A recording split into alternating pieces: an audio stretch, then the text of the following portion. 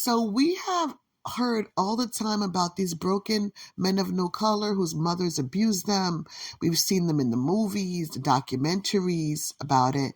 But where is the story for the men with brown skin who had similar experiences? I haven't heard of them. And during the Trump era, as I'm going to call it, when he was president, I gave, I really believed, and I put it on my Twitter a lot. Not much feedback on it. I used to put it on my Twitter. I believe that a lot of men crying out have been wounded by their mothers. I'm not blaming all women, and neither am I blaming all mothers, because the brown men with good mothers, we give them all the credit. And the men give those mothers all the credit, and they're not afraid to talk about the great things that their mother did for them.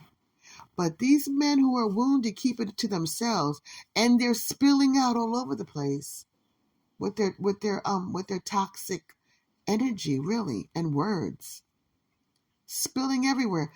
If they would only deal with the reality of what their mother did to them. But because mothers are like saints in every society, it's hard to have a conversation about mothers. But I'm here to say that all mothers are not good. Some mothers are wicked and evil. Yes, they are.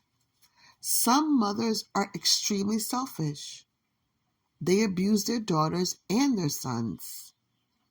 But the women have talked about their abusive mothers. Never heard a man talk about his mother as being abusive. Only one time, actually. Only once. Only one time in 2021 I heard this. I think that's why we're hearing a lot of these men crying out. Their mothers abuse them, but they won't admit it. Well, if they want to get over this, they're going to have to be honest with themselves first. That, hey, mom did this to me. Mom was evil. And I don't want to say it. They have to be willing to admit that they were a victim. You were a boy, you were a child, and you were a victim of somebody. But that's what I think. I think a lot of these men were wounded, not just because they didn't have a father. Nah. It's because they were abused by their mothers. And that's the reason why they are crying out. They're in denial. They're burying the pain, they think, but it's seeping through.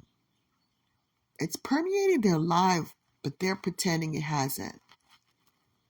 So that's what I think.